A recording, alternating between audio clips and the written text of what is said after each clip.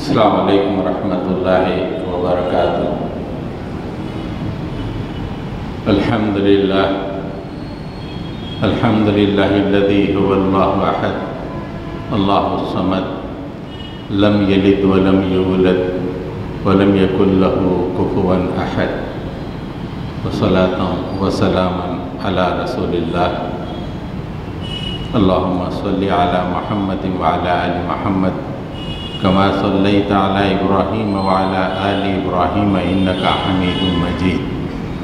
اللہم بارک علی محمد وعلی آل محمد کما بارکت علی ابراہیم وعلی آل ابراہیم انک حمید مجید۔ اما بعد، سامعین محترم، مسلم پرسنل لا یہ کیا ہے؟ مسلم پرسنل لا میں 5-6 باتیں آتی ہیں، اور ان 5-6 باتوں کو ہندوستان میں ابھی تک مسلمان اپنے طور پر شریعت کے مطابق عمل کر سکتے ہیں۔ اگر کوئی معاملہ کورٹ میں جاتا ہے بھی تو شریعت کے مطابق اس کا فیصلہ ہوتا ہے۔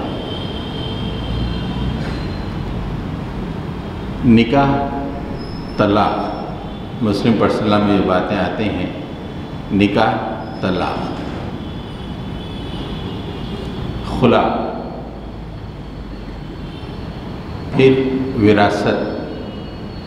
ایک آدمی مر جائے تو کس کس کو کتنا حصہ ملے گا، وہ قرآن نے بتا دیا ہے، اللہ کے نبی نے بتا دیا۔ یہ وراثت کا قانون۔ پھر ہبہ، انگریزی میں گفٹ کہتے ہیں،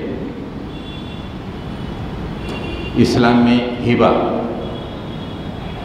کا قانون۔ پھر وقف، آدمی کچھ مال اللہ کے لیے وقف کرنا چاہتا ہے، اس میں شریعت کا کیا قانون ہے اس کے مطابق۔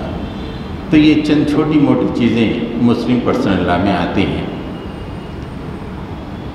اب وہ چھوٹی موٹی چیزوں کو بھی ختم کر کے پورے ہندوستانی عوام کے لیے ایک ہی قانون، جسے UCC کہا جاتا ہے، یونیفارم سول کوڈ، اس کو لانے کی تیاریاں شروع ہو گئی ہیں۔ یونیفارم سول کوڈ آنے سے کیا نقصانات ہوں گے، انشاءاللہ کل میں اس کا تذکرہ کروں گا، لیکن آج کے عنوان میں یہ 4-5 چیزیں ہی ہیں جس کو مذہبی طور پہ مسلمان ادا کرنے کے مختار ہیں، اور اس کو بھی بدلنے کی کوشش کی جا رہی ہے۔ تو میں چاہوں گا کہ مسلم پرسنل لا، یہ جو قانون ہے، اس کی تھوڑی سی تاریخ آپ کے سامنے واضح کروں کہ ہندوستان میں یہ قانون کیسے آیا، کیسے رائج ہوا، اور پھر اس کے بعد حالات کیسے کیسے بدلتے چلے گئے، اور آج اس نکڑ پہ ہم ٹھہرے ہوئے ہیں، یہاں پہ ٹھہرنے کی وجہ کیا ہے، کیوں ہوا ایسا ہمارا حال، یہ بات واضح ہو جائے گی۔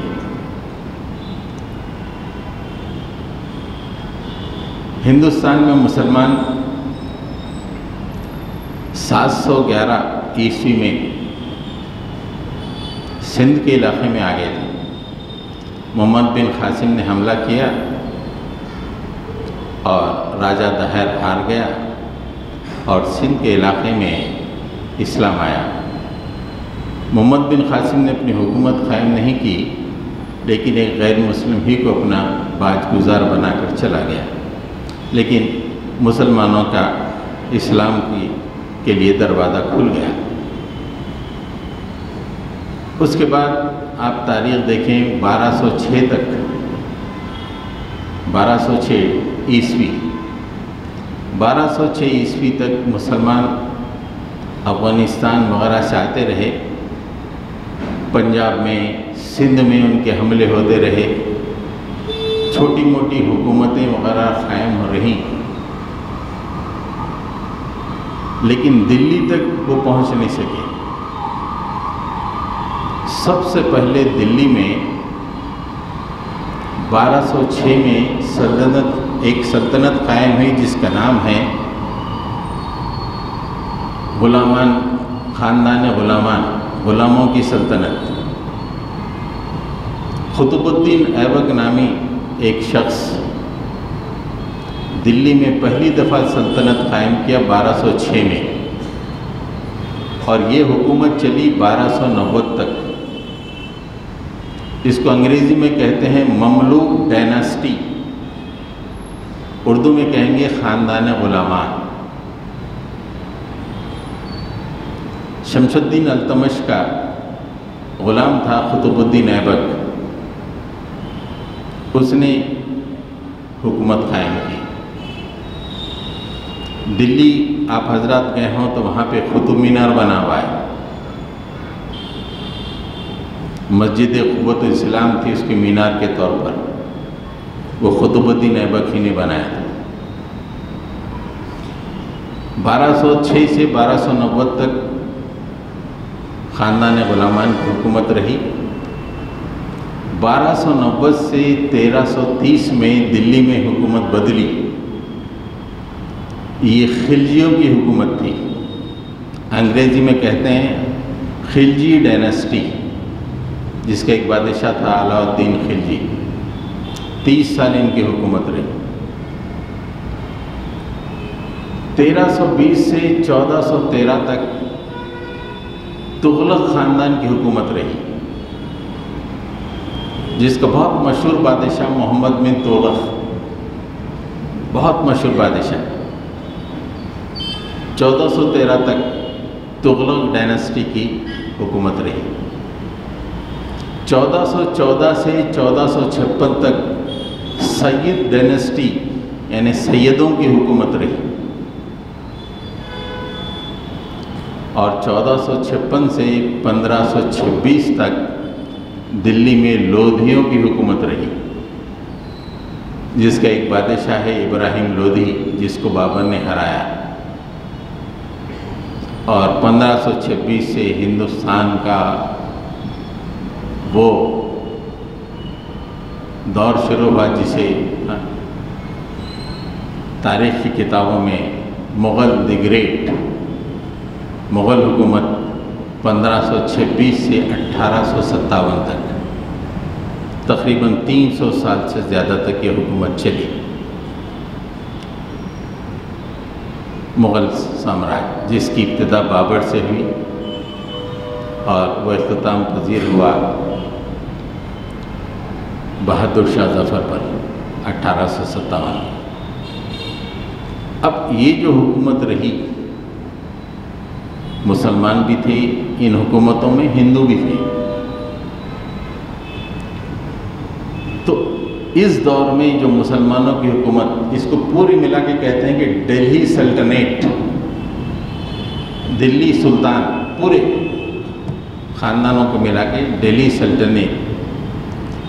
دلی سلطنت میں جو کہ قطب الدین ایبک سے شروع ہوئی اور بہادر شاہ ظفر پہ ختم ہوئی، اس ہندوستان میں ہندو بھی تھے، مسلمان بھی تھے، اور طرح طرح کے فرقے موجود تھے۔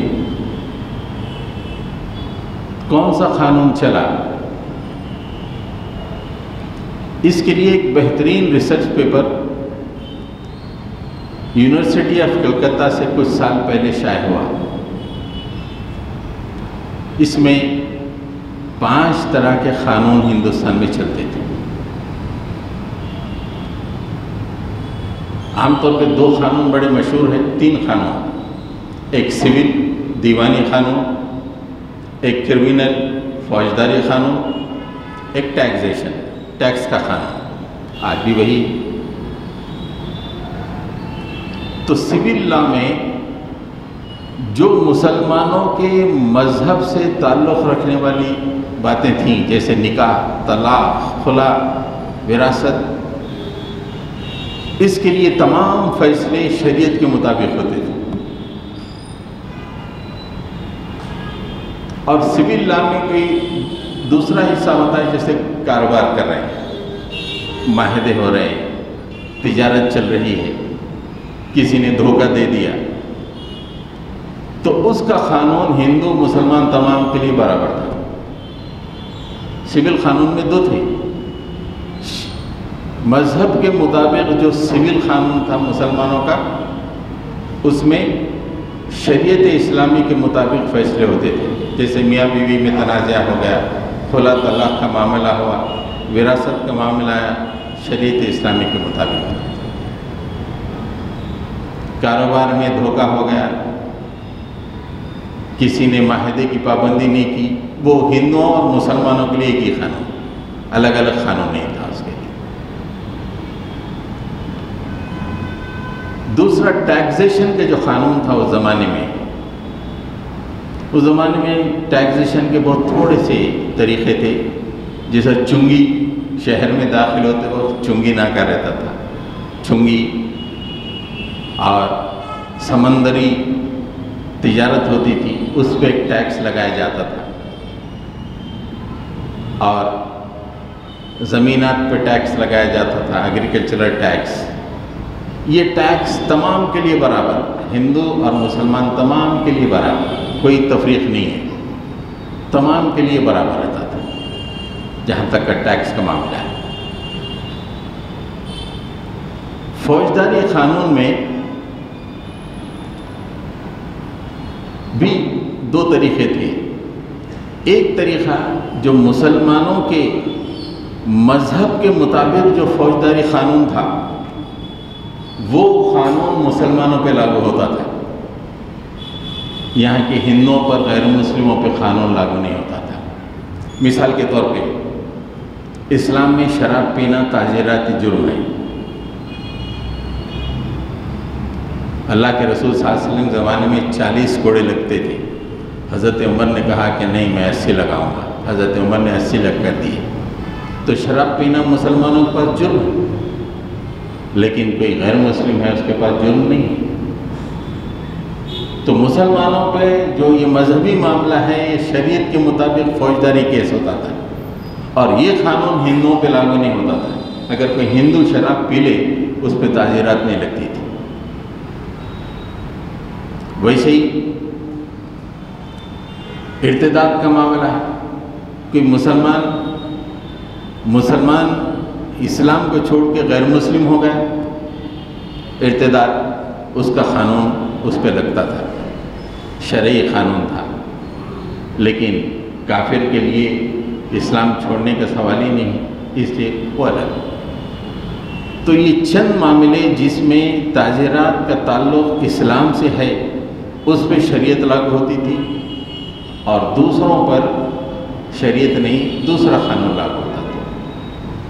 قتل، چوری وغیرہ چونکہ عام جرائم ہیں، یہ سب کے لیے برابر قانون، ہندو اور مسلمان تمام کے لیے برابر قانون۔ آخر میں پانچواں جو معاملہ تھا کہ فرمان جاری ہوتے تھے عدالتوں پہ، آج کل جیسے گورنمنٹ سرکولرز نکالتی ہے کہ تم یہ قانون کو اس طرح امپلیمنٹ کرو، یہ قانون کو اس طرح امپلیمنٹ کرو، تو مسلمان دور میں حکومتوں میں فرمان کا ایک قانون تھا، عدالتوں کو، محکموں کو، ٹیکسیشن ڈپارٹمنٹ کو الگ الگ فرمان جاری ہوتے تھے کہ یہ قانون تم کو اس طرح نافذ کرنا ہے، اس طرح نافذ کرنا ہے۔ اس طرح یہ پورے مسلم دور میں قانون چلتا تھا۔ مسلمانوں کا شرعی قانون ہندوؤں پہ لاگو نہیں ہوتا تھا۔ اچھا، اور ایک معاملہ ہے کہ ہندوؤں کا جو اگر کوئی معاملہ ہے، ان کے مذہب کے تعلق کا کوئی معاملہ ہے، اس کا کوئی تنازع اگر آتا، یہ خاص بات تھی جو میرے ذہن سے نکل گئی، بھئی جیسے مسلمانوں کا مذہبی تنازع ہے، ویسے ہی ہندوؤں کا بھی مذہبی تنازع، کسی مندر کا تنازع ہو سکتا ہے، کسی اور معاملے کا تنازع ہو سکتا ہے۔ تو ہندوؤں کا جو تنازع تھے، اس کے لیے ہندوؤں کے پنڈتوں کا متعین کیا جاتا تھا، ان کی رائے لی جاتی تھی، ان سے مشورہ لیا جاتا تھا، ان کے سامنے کیس کو رکھا جاتا تھا، بولے یہ کیس ہے، اس کے بارے میں کیا فیصلہ کیا جائے۔ تو تو اس طرح ہندوؤں کے جو مذہبی معاملات میں اسلام کے مطابق فیصلہ نہیں ہوتا تھا. ہندوؤں کے جو مذہبی بڑے ہیں، مذہبی پنڈت ہیں، ان کو کہا جاتا تھا کہ اس معاملے میں آپ فیصلہ کیجیے. یہ دیکھیے، یہ مسلم دور ہے اور یہ ہمارا دور ایسا آ گیا، تمہارا قانون نہیں چلتا، ہمارا چلا. 1206 سے 1526 1857 تک غیر مسلم تمہارا فیصلہ تمہارے پنڈت کریں گے. مسلمان شریعت کا معاملہ شریعت کے مطابق ہوگا. جو تاجرات شریعت سے ریلیٹڈ ہیں اسلام کے مطابق ہوں گے، جو شریعت سے ریلیٹڈ نہیں ہے، عام ہے، وہ عام انداز میں جو ہے اس کا فیصلہ ہوگا. آپ حضرات کو معلومات کے لیے ایک بات میں بتا دوں. ابھی یہ گیان واپی مسجد کا کیس چل رہا ہے. اپنے کو معلوم ہی نہیں، بچے کے بڑوں کو بھی نہیں معلوم. وہ کیس کیوں؟ وہاں پہ مندر تھی،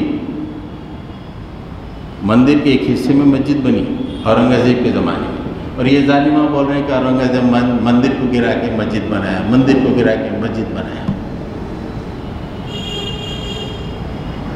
اصل معاملہ یہ تھا کہ مندر کے ایک پادری نے ایک خاتون کا ریپ کر دیا.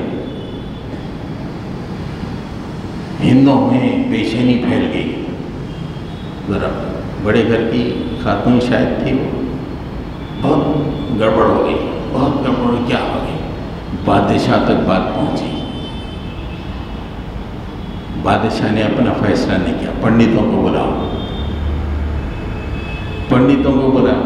تو پنڈتوں کو بلایا گیا اور پنڈتوں سے پوچھا گیا کہ کیا فیصلہ ہے.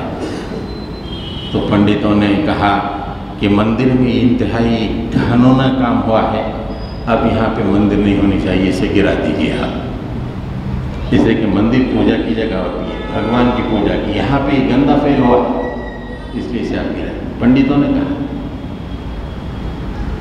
بادشاہ نے خود نہیں گرایا، اس لیے کہ ہندوؤں کا معاملہ تھا یہاں کا. ان سے میں انہیں سے پوچھا کہ کیا کیا جائے. انہوں نے باضابطہ کہا کہ یہاں پہ مندر رہ نہیں سکتی.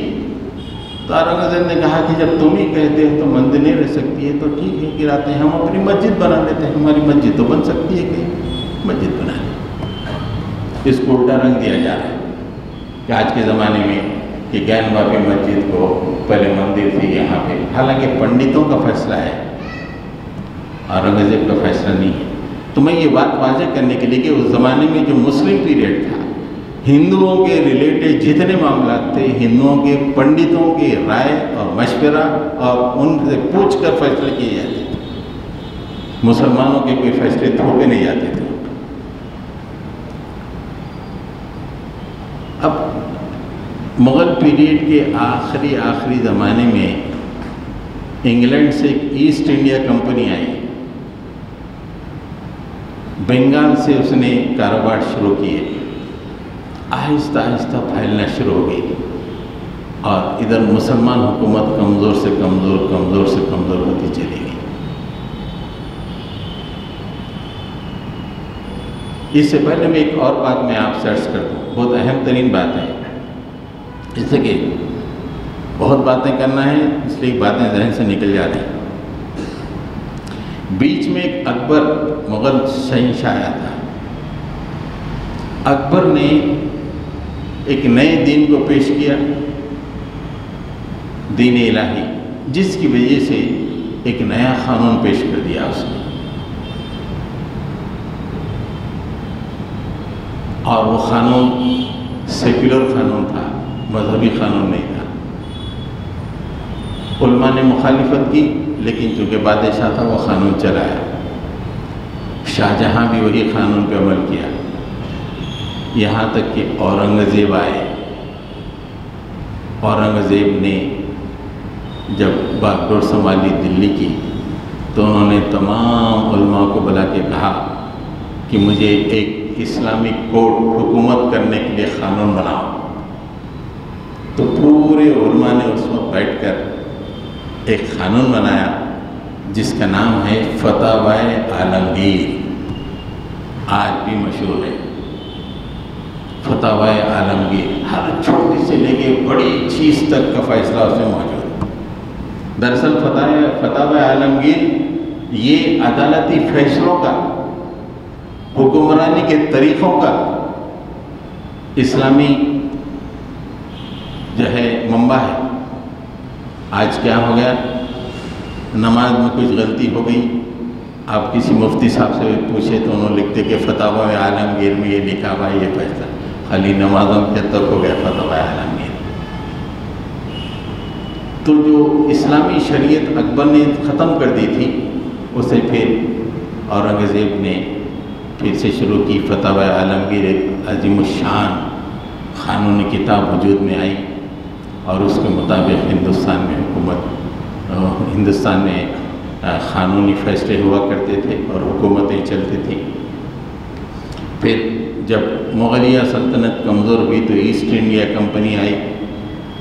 ابتدا میں ایسٹ انڈیا کمپنی چھاتی چلے گئی، بادشاہ کمزور سے کمزور ہوتا جا رہا تھا۔ بادشاہ نے فرمان جاری کر دیا کہ ایسٹ انڈیا کمپنی کو اختیار دیا جاتا ہے کہ چند معاملوں میں وہ اپنا قانون چلا سکتی ہے۔ تو ایسٹ انڈیا کمپنی کے زمانے میں دو قانون چلتے تھے۔ ایک قانون نظام الملک کا تھا۔ نظام الملک یعنی جو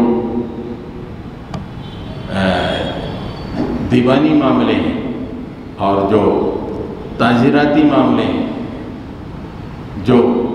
جس کا تعلق کرمنل لا سے ہے، جس کا تعلق سول لا سے ہے، اس کے فیصلے نظام الملک کرتے تھے۔ ٹیکس کے معاملے کے پورے فیصلے ایسٹ انڈیا کمپنی کرتی تھی۔ لیکن جب ایسٹ انڈیا کمپنی طاقتور سے طاقتور ہوتی چلی گئی، پھر اس کے بعد برٹش سرکار نے یہ فیصلہ کیا کہ ایسٹ انڈیا کمپنی نے ہم راست ہندوستان پہ حکومت کریں گے۔ برٹش حکومت آ گئی۔ اسی دوران میں 1857 میں مسلم حکومت دلی سے پوری طرح ختم ہو گئی۔ 1860 میں انگریزوں نے ایک قانون بنایا، انڈین پینال کوڈ، جو کہ آج تک چل رہا ہے، IPC، انڈین پینال کوڈ، یعنی ہندوستان میں کرمنل لا کا قانون تعزیرات، جو بھی جرم ہوگا انڈین پینال کوڈ کے مطابق ہوگا۔ تو شریعت کا جو چھوٹا موٹا قانون تعزیرات کے مطابق تھا وہ بھی ختم ہو گیا۔ مسلم علماء تھوڑے بے چین رہے، بعد میں خاموشی اختیار کر لی، تو ٹھیک ہے۔ 1862 میں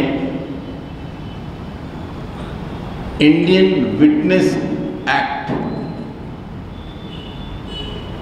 قانون شہادت وہ آیا، تو اس سے یہ ہوا کہ مسلمانوں کا جو بچا کچا خانہ تھا وہ بھی پورا ختم ہو گیا۔ آج بھی وٹنس ایکٹ چلتا ہے۔ دو چیزیں، IPC، آپ عدالت، ہائی کورٹ، سپریم کورٹ، پورا IPC، یہ وٹنس ایکٹ، وٹنس کوڈ بھی وہی چلتا ہے۔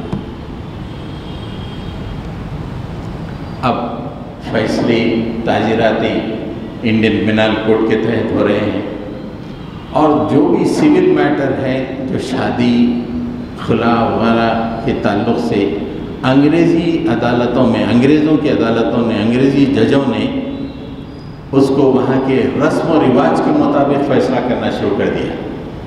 اچھا، آپ شادی خانے میں کرنا چاہ رہے ہیں شادی، اس کو ٹھیک ہے کہہ دیا، آپ کا یہ طریقہ ہے، رواج کے مطابق شادی کرنی شروع کر دی۔ تو اس موقع پہ مسلمانوں میں ایک بے چینی، خاص طور سے علماء میں ایک بے چینی پیدا ہوئی کہ اگر ہمارے معاملات کو رسم و رواج کی بنیاد پہ فیصلہ اگر کیا جائے تو ہماری شریعت بالکل ختم ہو جائے گی۔ علماء نے اس موقع پہ انگریز حکومت سے مطالبہ کیا کہ ہمارے لیے قانون بنا کے دیجیے جس کے مطابق ہم نکاح کر سکیں، طلاق و خلا کا قانون ہو، ہمارے وقت کا، ہبہ کا قانون ایک ایسا بنا کے دیجیے۔ تو انگریزوں نے ایک ایکٹ 1937 میں بنایا، اسے انڈین شریعت ایکٹ، مسلم شریعت ایکٹ، انڈین مسلم شریعت ایکٹ بنایا 1937 میں۔ اس شریعت ایکٹ کے مطابق मुसलमानों के शादी ब्याह तलाक वगैरह के फैसले होने लगे। ये बड़ा अहम है। इसलिए जब हिंदुस्तान आज़ाद हुआ तो अंग्रेज़ों के तमाम क़वानीन दिए गए, तो ये क़ानून भी आ गया है। चूँकि आज भी शरीयत एक्ट लागू है अदालतों में, 1937 का वही शरीयत एक्ट। उस ज़माने के मुसलमानों ने, उलमा ने मुतालबा किया कि हमारा जो मामला है निकाह और तलाक़ है, ये आसमान से आया हुआ तरीक़ा है, ये रस्म रिवाज का तरीक़ा नहीं है, हमारी ये अलग बना के दीजिए। अंग्रेज़ बोले ठीक है, मुसलमानों को तुमको भी खुश करना है, रखना है, इसे एक शरीयत एक्ट बना के दे दी। और वो शरीयत एक्ट फ़िक़ह, यहाँ के हिंदुस्तान में फ़िक़ह हनफ़ी गालिब फ़िक़ह था, उसके मुताबिक चलता था। तो एक उसमें अड़चन आई कि फ़िक़ह हनफ़ी में खुला के लिए बड़ी मुश्किलें हैं। औरत अगर खुला लेना चाहे तो बड़ी मुश्किलें हैं। और दूसरा ये है कि एक आदमी अगर अपनी बीवी को छोड़ के चला जाता है, उस ज़माने में अगर चला गया तो उसकी खबर वगैरह नहीं आती थी, उसे मफक़ूदुल खबर कहते हैं। तो फ़िक़ह हनफ़ी में ये है कि 99 साल 99 ईयर्स औरत इंतज़ार करे शौहर का, जब कहीं जाके दूसरी शादी करेगी। ये बिल्कुल समझ के ख़िलाफ़ था। जबकि इमाम शाफ़ी के यहाँ 4 साल देख लें, शौहर नहीं आया तो उसकी शादी कर दी जा सकती। तो ये थोड़ी सी अड़चनें आ रही थी। तो फिर उलमा ने कहा कि हमारे लिए एक और एक्ट बना दीजिए। तो 1939 में 1939 में एक क़ानून बनाया गया, मुस्लिम मैरिज डिसोल्यूशन एक्ट। मुस्लिम मैरिज, मुसलमानों की शादी को कलअदम करने का एक्ट, क़ानून 1939। तो ये 2 क़वानीन आज़ाद हिंदुस्तान में भी जारी हैं, अभी तक जारी हैं अदालतों में। इसके मुताबिक अगर यूनिफॉर्म सिविल कोड आ जाए तो ख़त्म हो जाएंगे, जब तक जो है ये क़वानीन चल रहे हैं। और शरीयत के मुताबिक एक 1937 में ये क़ानून मिला और एक 1939 में क़ानून मिला। आज़ादी की तहरीक ज़ोर शोर से चल रही थी, मुसलमान भी इसमें हिस्सा ले रहे थे, हिंदू भी, हर तबका। उधर जंग अज़ीम दोम की वजह से इंग्लैंड का बड़ा बुरा हाल था, उसकी मईशत खस्ता हाल हो गई थी। 1947 में अंग्रेज़ों ने फ़ैसला किया कि हिंदुस्तान को आज़ाद कर दिया जाए। हिंदुस्तान को 1947 में आज़ादी मिली और एक कॉन्स्टिट्यूएंट असेंबली बनाई गई हिंदुस्तान का दस्तूर लिखने के लिए। और उस कॉन्स्टिट्यूएंट असेंबली में 6 साल तक दस्तूर बनाने के लिए गर्मा गर्म बहसें की गई। और 1950 में डॉक्टर अम्बेडकर उसके सदर थे, चेयरमैन थे उस कॉन्स्टिट्यूएंट असेंबली के। उनके तहत तकरीबन कई हिंदुस्तान के दानिश्वर थे, 50 से ज़्यादा बैठे, हिंदुस्तान का एक दस्तूर बना। हिंदुस्तान के दस्तूर के बारे में चंद माहिरीन का कहना है कि ये बहुत तवील, बहुत लेंदी है। उनका कहना है कि दस्तूर जितना छोटा होता है हुक्मरानी उतनी बेहतर होती है। दस्तूर अगर बहुत लंबा हो जाए तो हुक्मरानी मुश्किल हो जाती है। हिंदुस्तान का दस्तूर, दुनिया के बड़े बड़े ममालिक के दस्तूर छोटे छोटे। अमेरिका का दस्तूर 5000 अल्फाज पे, 5000 वर्ड्स, बस इतना बड़ा मुल्क चल रहा है।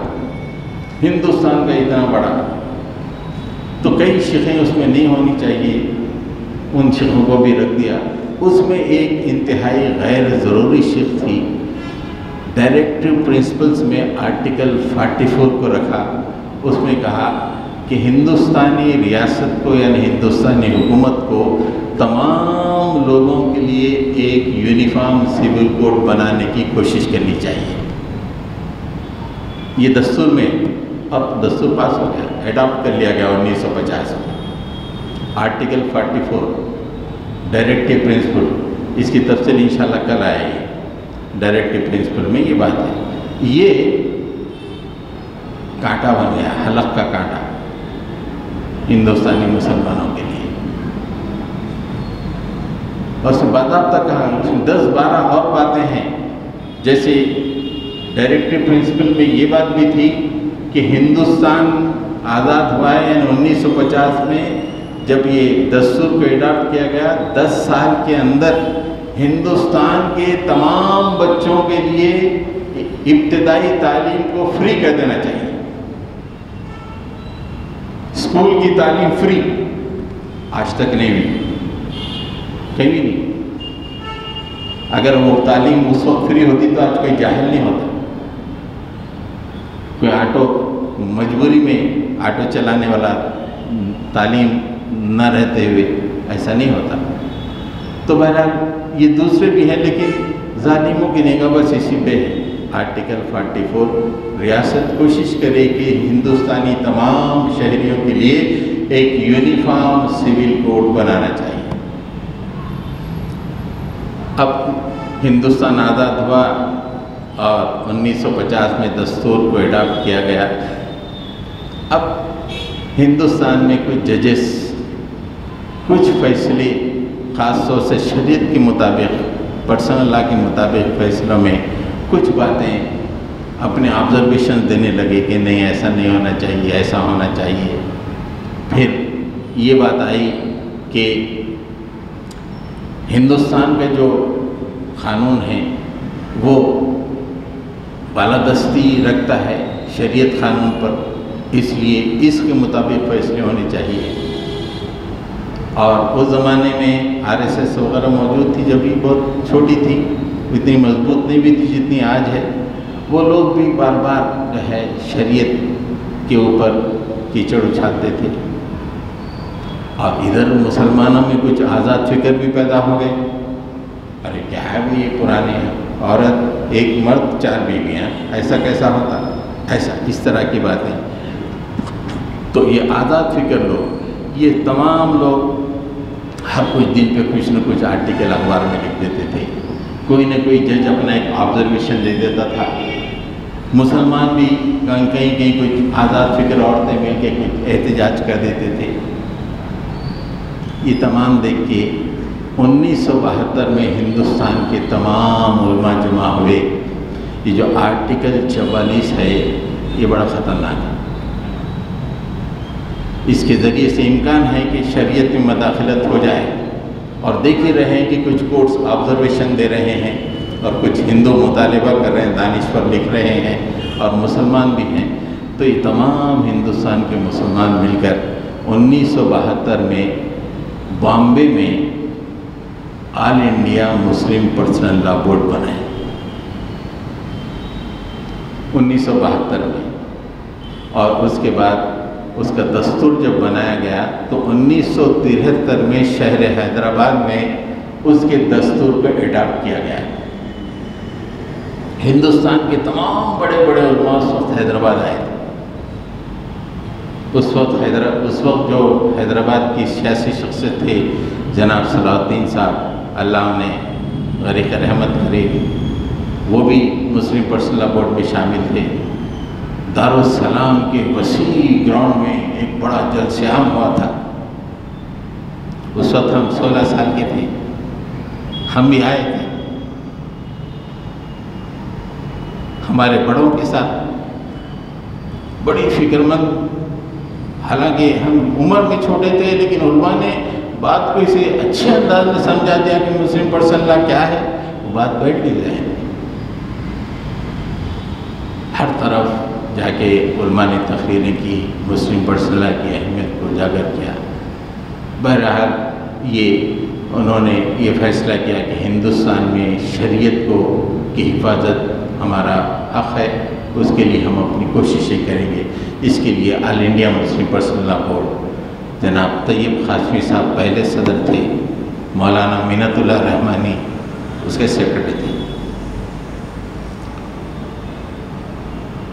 1975-78 سے معاملہ ذرا بگڑنے لگا۔ 1985 میں سپریم کورٹ نے ایک مارکۃ الآراء فیصلہ کیا جو راست مسلم پرسنل لا میں مداخلت تھی۔ شاہ بانو کیس بہت مشہور کیس ہے، شاہبانو کیس میں ہندوستان کے سپریم کورٹ نے ایسا فیصلہ دیا کہ شریعت پارا پارا ہو گئی۔ تو شاہبانو کا کیس کیا ہے میں تھوڑا ڈیٹیل میں آپ کو بتاؤں گا، اس سے پتہ چلے گا آج جتنے بھی حالات ہندوستان میں مسلمانوں کے ہیں، اگر اس کے ڈانڈے ملاتے جائیں، میری بات جب ختم ہوگی تو آپ پہ یہ واضح ہو جائے گا کہ یہ پوری پریشانی صرف ایک خاتون کی وجہ سے ہندوستان کو شاہبانو ہے۔ آج یہ حالات جو ہیں صرف شاہبانو کی وجہ سے۔ اب ایک 5-10 منٹ دیر ہو جائے تو گھڑیاں مت دیکھیے، لیکن اہم ترین اس سے اپنی معلوم ہو جائے گا کہ ہندوستان میں حالات میں ہم کیوں پہنچے ہیں اور اس کا تدارک کرنے کے لیے اپنے کیا کرنا چاہیے۔ شاہبانو اور محمد احمد خان، شاہبانو بیگم محمد احمد خان، ان کی شادی ہوئی 1932 میں، 1932 میں ان دو کی شادی ہوئی، اور محمد احمد خان اندور کے بہت خوشحال گھرانے سے تعلق رکھتے تھے اور وکیل آدمی تھے۔ 1932 میں ان کا نکاح ہوا، اور یہ دونوں کی شادی کے ذریعے سے 5 بچے پیدا ہوئے، 3 لڑکے 2 لڑکیاں۔ کچھ دن کے بعد محمد احمد خان نے دوسری شادی کر لی 15 سال کے بعد، اور یہ دو ایک ہی گھر میں رہتے تھے۔ 1975 میں محمد احمد خان نے شاہبانو، اس وقت اس کی عمر 62 سال کی تھی، 62 ایئرس، پتہ نہیں گھر میں کیا پرابلم ہو گیا، بولا کہ تم چلے جاؤ، گھر میں نہیں رہنا، میں تم کو ہر مہینہ 200 روپے دوں گا۔ نکل دیا گھر سے، بوڑھی کے بچے تھے، بچوں کے ساتھ رہنے لگے اور 200 روپے شوہر دیتا تھا۔ یہ تقریباً 2 سال تک 200 روپے دیتے رہے، 2 سال کے بعد دینا چھوڑ دیے۔ تو کچھ دیر انتظار کرنے کے بعد شاہبانو بیگم اندور کے اسپیشل جج کے سامنے مرافعہ پیش کی کہ میرے شوہر مجھے علیحدہ کر دیے ہیں، 200 روپے دیا کرتے تھے اب نہیں دے رہے ہیں، یہ پیسوں کو، رقم کو جو ہے جاری کروائیے۔ عدالت میں مرافعہ داخل۔ خان صاحب تھے، بڑا غصہ آ گیا، اب میرے خلاف عدالت میں آتی، طلاق طلاق طلاق، 62 سال کی بڈھی کو ٹرپل طلاق دے دیا، اور عدالت میں کہا کہ she is no more my wife, it's not my responsibility to take care of her۔ شریعت کے مطابق میں نے اسے چھوڑ دیا ہے۔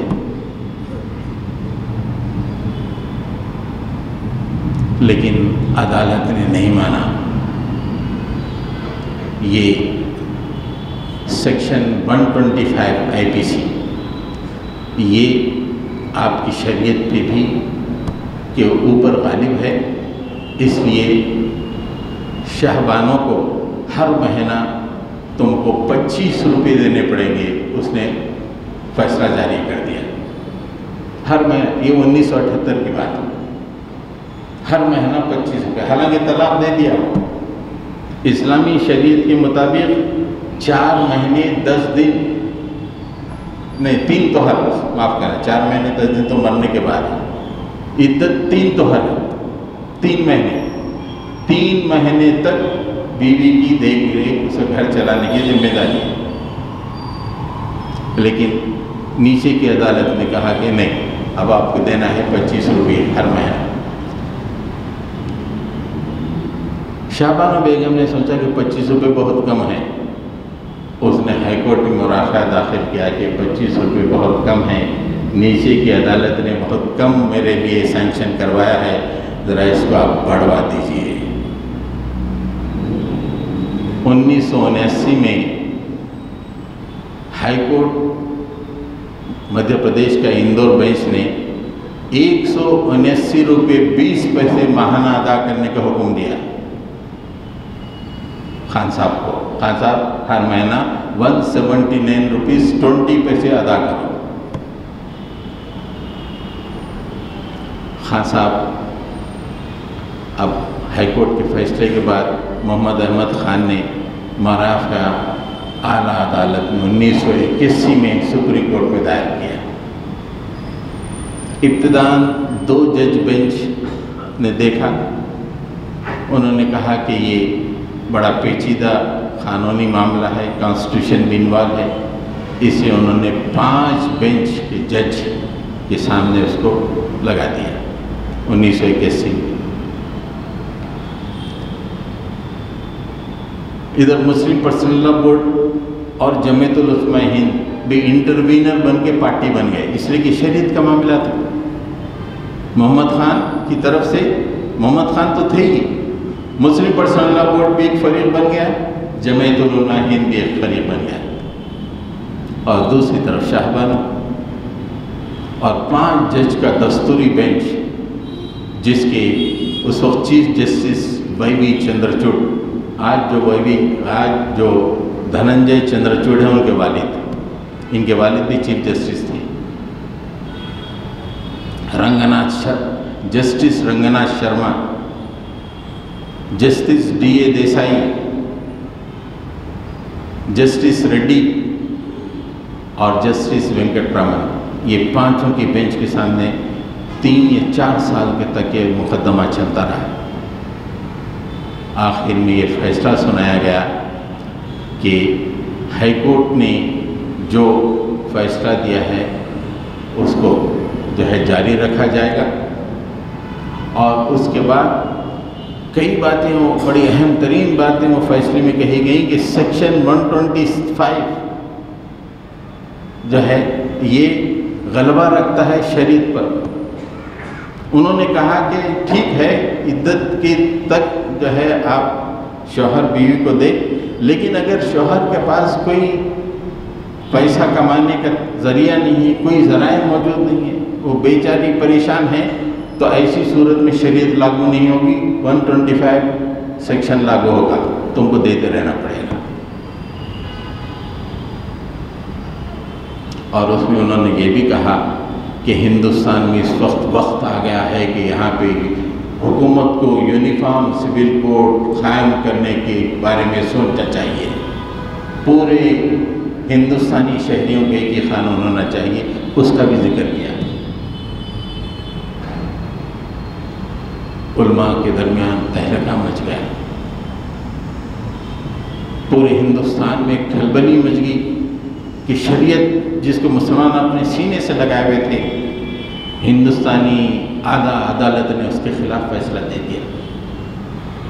اب مسلمانوں میں اس بات کا امکان ہے کہ فحش پھیلے گا، ایک عورت اپنے سابقہ شوہر سے گزرانہ بھی لے گی اور کسی اور سے لیو ان ریلیشن بھی جاری رکھے گی، یہ عام ہو گیا، فحش بڑھ جائے گا، مسلم معاشرہ کے برخشے بکھٹ جائیں گے، اور جو شریعت عرش سے آئی ہے، اللہ کے نبی نے تکمیل فرمایا ہے، اس پہ ہم عمل نہیں کر سکتے۔ 1985 میں بہت زبردست ہندوستان میں احتجاج شروع ہو گیا۔ اس وقت راجیو گاندھی پرائم منسٹر تھے ہندوستان کے۔ اب دیکھیے، آہستہ ایک بات آپ دیکھتے چلے جائیے، معاملہ شاہ بانو کیس سے شروع آج کہاں تک پہنچا، دیکھیے آپ، ڈانڈے میں لائیے۔ اس کے بعد پتہ چلتا ہے کہ ایک بچہ اپنا مسلمان اگر غلطی کرتا ہے تو پورے قوم کی مستقبل اور اس کی تاریخ بدل جاتی ہے، ایک مسلم عورت غلط کام کرتی ہے تو پوری تاریخ بدل جاتی ہے۔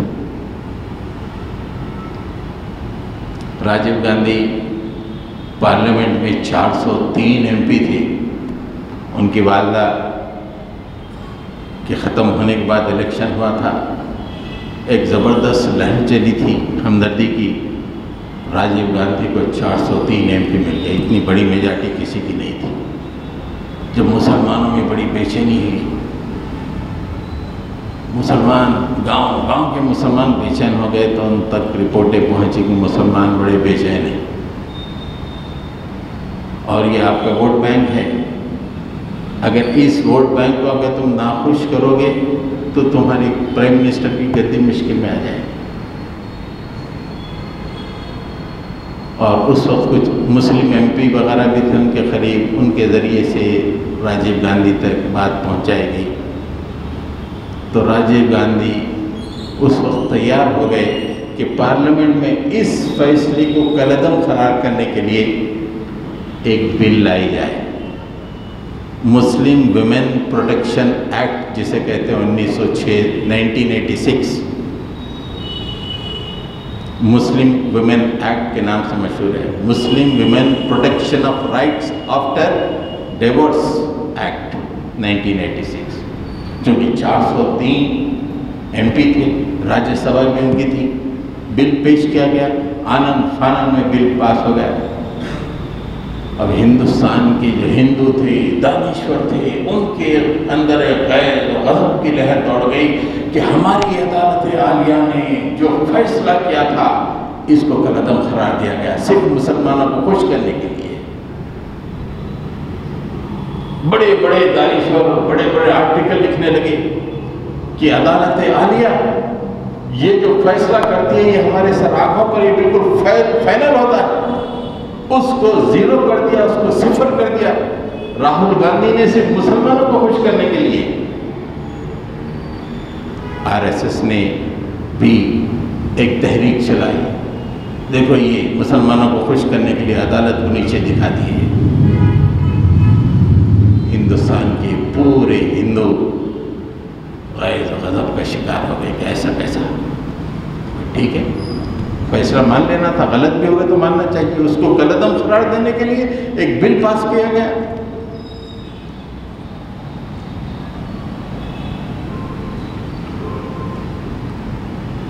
یہ اطلاع راجیو گاندھی کو پہنچی کہ اب ہندو بڑے ناراض ہو رہے ہیں آپ سے، مسلمان ناراض ہو رہے تھے، ان کو خوش کرنے کے لیے آپ نے بل انہوں نے پاس کر دی، اب ہندوستان کے ہندو ناراض ہو رہے ہیں تو وہ اور پریشان ہو گئے کہ اگر ہندو ناراض ہو جائیں گے تو میں پرائم منسٹر نہیں بن سکتا۔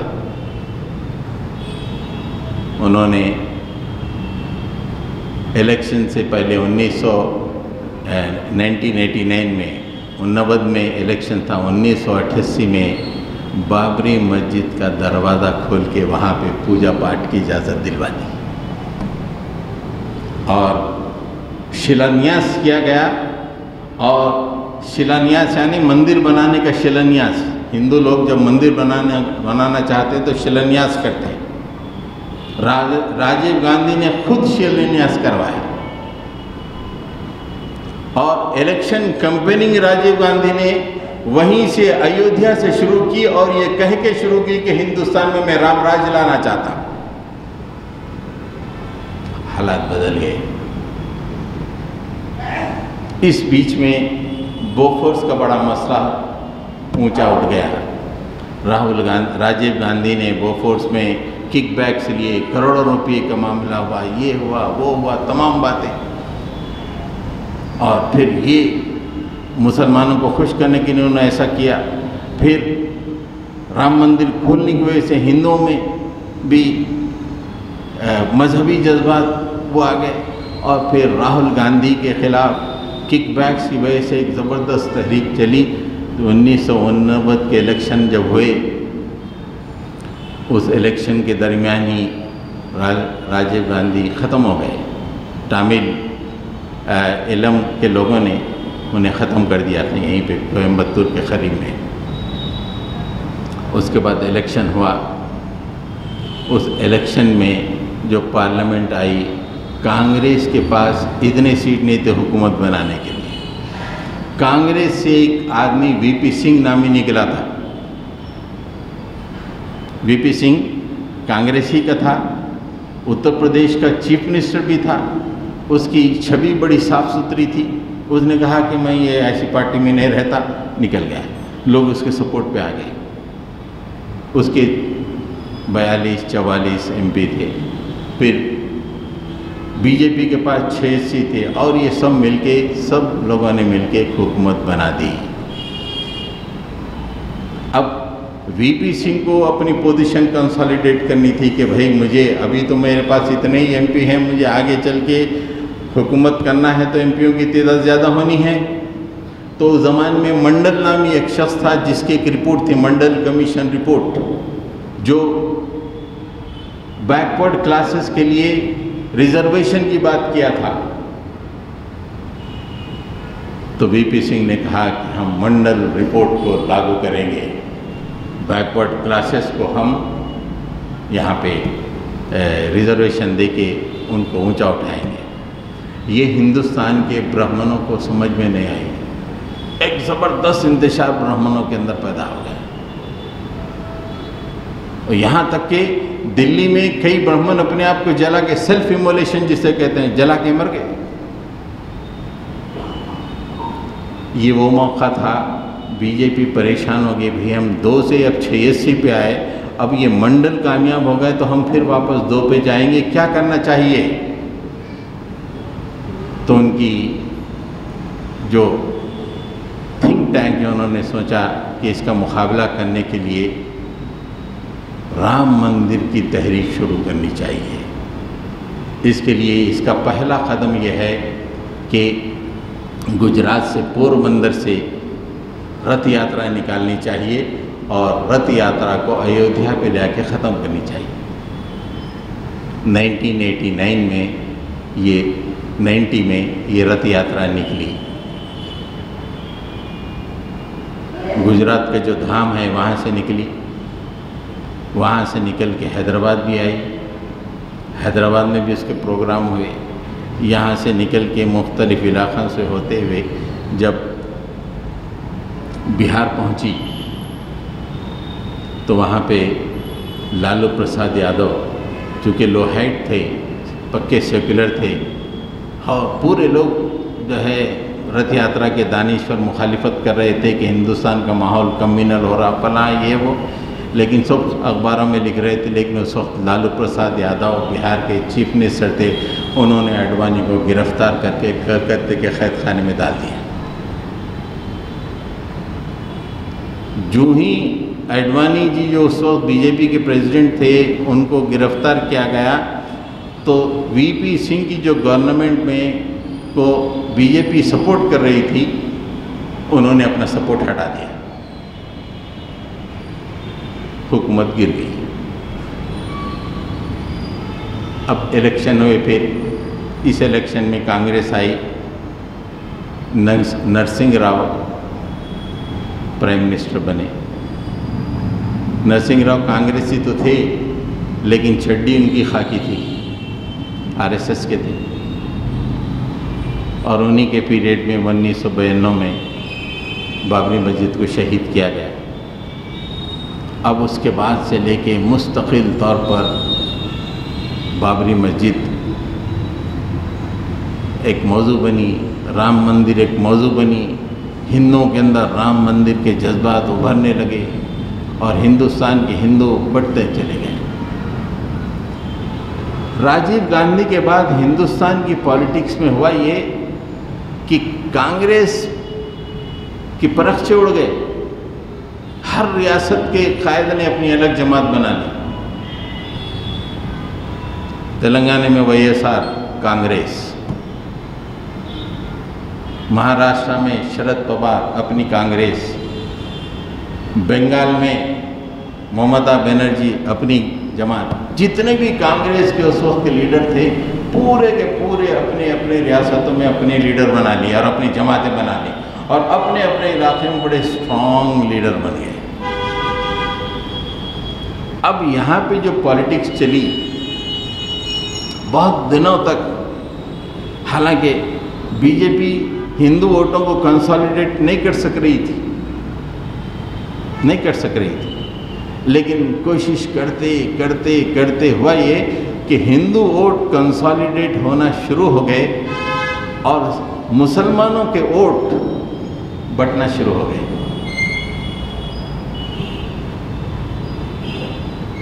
ہندو ووٹ کنسالیڈیٹ ہے، رام مندر کے عنوان پر، آرٹیکل 370 کے عنوان پر جڑنا شروع ہو گئے۔ ہندوستان میں مسلمانوں سے ہندوؤں کو خطرہ ہے، وہ خطرہ کیوں آئے انشاءاللہ کل ہم بتائیں گے کیوں ہوا۔ یہ جڑتے چلے گئے اور مسلم ووٹ بڑھتے چلے گئے، تھوڑے مایاوتی کو چلے گئے، تھوڑے اکھلیش یادو کو چلے گئے، تھوڑے کانگریس کو چلے گئے، ادھر بی جے پی آ گئی پولیٹکس میں۔ اور 2014 آتے آتے جب کہ مودی کا پہلا الیکشن تھا کہ مسلمانوں کا پولیٹیکل ویلیو ٹوٹل ختم، اور 2019 میں انہوں نے ثابت کر دیا کہ مسلمانوں تمہاری ہم کو ضرورت ہی نہیں ہے، ہم کو تمہاری ضرورت نہیں ہے، ایک ووٹ کی ضرورت نہیں، ہم صرف مسلمانوں کے ووٹوں سے۔ ورنہ ہندوستان کی پولیٹکس میں مسلمانوں کی بڑی امپورٹنس تھی، اسی امپورٹنس کی بنیاد پہ وہ مسلم پروٹیکشن ایکٹ لایا تھا راجیو گاندھی نے۔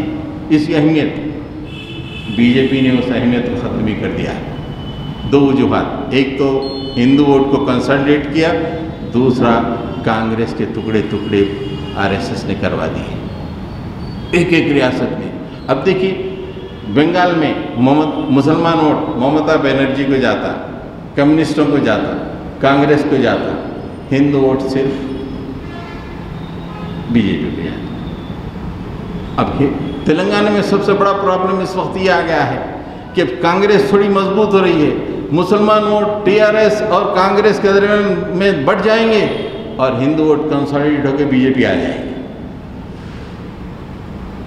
جتنے مسلمان ہیں ان کو ووٹ بڑھ گئے۔ اور آر ایس ایس نے دوسرا کام یہ کیا کہ مسلمانوں کے اندر کچھ ایسے لالچی لوگوں کو پیدا کیا جو 5,000 10,000 20,000 ووٹ لے سکتے ہیں، ان کو کھڑا کر دیا، کھڑے ہو جاؤ اور ووٹ کاٹو۔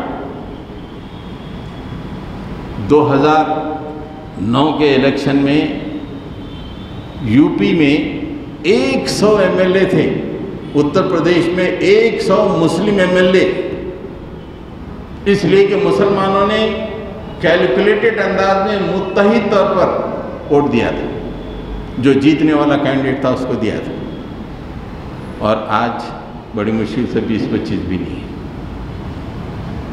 تو یہ اسٹریٹجی بی جے پی کی اور ایس ایس کی رہی کہ ہندو ووٹ کو کنسالیڈیٹ کرو اور جو سیکولر پارٹی ہیں انہیں توڑتے چلے جاؤ تاکہ مسلمان غیر اہم ہو جائیں، ان کی ووٹوں کی کوئی ویلیو نہ رہے۔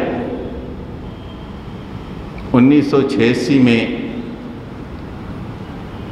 راجیو گاندھی سے جب مسلمانوں نے کہا تھا، مسلم قیادت نے کہا تھا کہ دیکھو ہم کو بڑی تکلیف ہو گئی، یہ فیصلے سے اس کو ذرا ٹھیک کیجئے، انہوں نے کر دیا۔ آج پورے مسلمان اٹھ کے الٹے لٹک جائیں اور آپ کی طرف دیکھنے والا نہیں ہے، اس لیے کہ آپ کی ویلیو نہیں ہے، ضرورت ہی نہیں ہے، مت دو ہم کو ووٹ، مت دو بول۔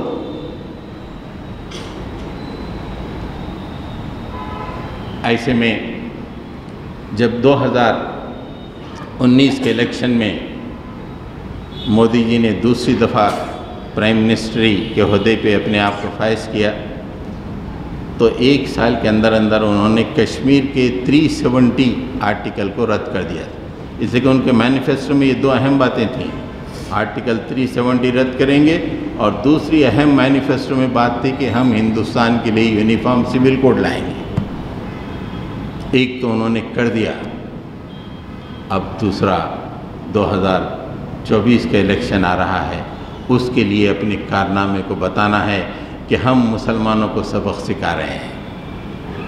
ہمارا آدمی یو پی میں بلڈوزروں کے ذریعے سے سبق سکھا رہا ہے، ہم قانون کے ذریعے سے سبق سکھا رہے ہیں۔ ایسے موقع پر لا کمیشن نے اعلان کیا کہ ہندوستان میں یونیفارم سول کوڈ لاگو کرنے کے لیے لوگ رائے دیں، مشورہ دیں، اگر کسی کو اختلاف ہے تو وہ ظاہر کریں۔ آج سے 1 مہینہ پہلے یہ ہوا، اب اس کے بعد 15 دن اور اس میں اس کا وقت بڑھایا گیا اور وہ شاید 1 ہفتے کے بعد ختم ہونے والا ہے، اس کے بعد پارلیمنٹ میں یہ آئے گا۔ اگر اس وقت مسلمان احتجاج کریں بھی، کتنے ہی جلسے کر لیں، راجیو گاندھی جب مسلمان ایک تھا اور حکومت کے لیے اہم تھا مسلمان، اس وقت اپنی بات منوا سکتا تھا۔ آج مسلمانوں کی پوزیشن ایسی ہے کہ منوا نہیں سکتے۔ تو اس مقام پر ہم آ کے آج کھڑے ہوئے ہیں۔ اب آپ دیکھیں یہ جو اس وقت کے حالات ہیں، بی جے پی کس طرح اس کا گراف اونچا گیا، اگر اس کو دیکھیں ایک خاتون سے گراف بڑھنا شروع ہو رہا ہے، شاہ بانو اگر اس وقت عدالت نہ جاتی، سپریم کورٹ نے فیصلہ نہ دیا ہوتا، راہل گاندھی نے اسے قلعدم نہ کیا ہوتا، ہندوؤں کو خوش کرنے کے لیے بابری مسجد کا دروازہ نہ کھولا ہوتا، بی جے پی کو ایک مدعا نہ ملا ہوتا، آج یہ مقام ہوتا تھا؟ جبکہ اللہ تعالیٰ قرآن مجید میں کہہ دیا تھا طلاق ہو گئی، نیور مائنڈ، فکر مت کرو، اور واضح طور پہ کہا سورہ طلاق میں وَمَن يَتَّقِ اللَّهَ يَجْعَلْ لَهُ مَخْرَجًا وَيَرْزُقْهُ مِنْ حَيْثُ لَا يَحْتَسِبُ۔ اے شاہبانو تم پریشان مت ہو، اللہ تعالیٰ ایسا رزق کا انتظام کرے گا جس طرف سے تمہارا گمان بھی نہیں آئے گا۔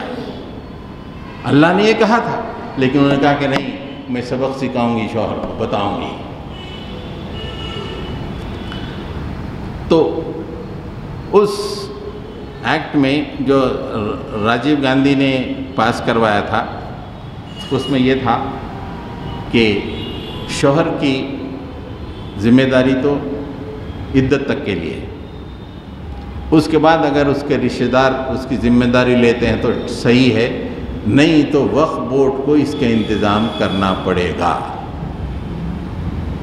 وقف بورڈ ابھی بھی اس طرح کے کیسز میں وقف بورڈ سے جو بھی رقم ہے وظیفے کے طور پہ ملتی ہے، تو ہندوؤں کے اندر وقف بورڈ یعنی وہ بھی گورنمنٹ کا پیسہ، نام تو وقف بورڈ ہے، اس سے گرانٹ تو گورنمنٹ ہی دیتی۔ ہندوؤں کے اندر یہ بھی بات آ گیا، ایک تو عدالت کے فیصلے کو نلیفائی کر دیے، اور اس کی طلاق کے لیے جو ماہانہ وظیفہ ہے اس میں ہمارے ٹیکس کے پیسے، ایک اور نفرت۔ تو حضرات گرامی، یہ آج کی جو تاریخ تھی مسلم پرسنل لا کی، جو میں نے ابتدا سے لے کے 1206 سے لے کے آج تک آپ کے سامنے مختلف مراحل سے جو گزری، ذرا غور کیجئے کہ اس کی وجہ صرف یہی ہے کہ ہم لوگ قرآن کے احکامات کو دیوار پہ مار دیے، اپنی زندگی میں من مانی۔ ابھی وہ لڑکے نے جو تلاوت فرمائی، اللہ تعالیٰ نے باضابطہ کہا کہ اپنے فیصلوں کے لیے طاغوت کے پاس مت جاؤ، اور شاہ بانو طاغوت کے پاس گئی۔ اچھا، اس سے پہلے خان صاحب بھائی رکھ لینا، تبھی 62 سال کی عمر ہے، 5 بچے ہو گئے، پڑی رہتی تھی، بھگا دیے گھر سے باہر۔ اچھا ٹھیک ہے، 200 روپے دے دینا تھا، وکیل تھے۔ کتنی ناانصافیاں ہونے کی وجہ سے اللہ تعالیٰ حالات بدلتے چلا جاتا ہے۔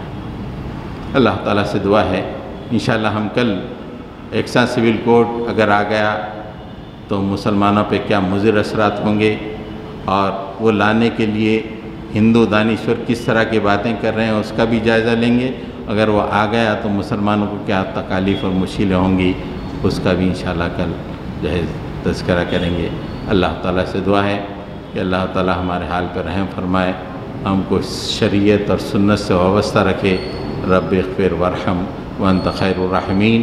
صلی اللہ تعالیٰ علی محمد وعلی آلہ واصحابہ اجمعین برحمتک یا ارحم الراحمین والحمد للہ رب العالمین۔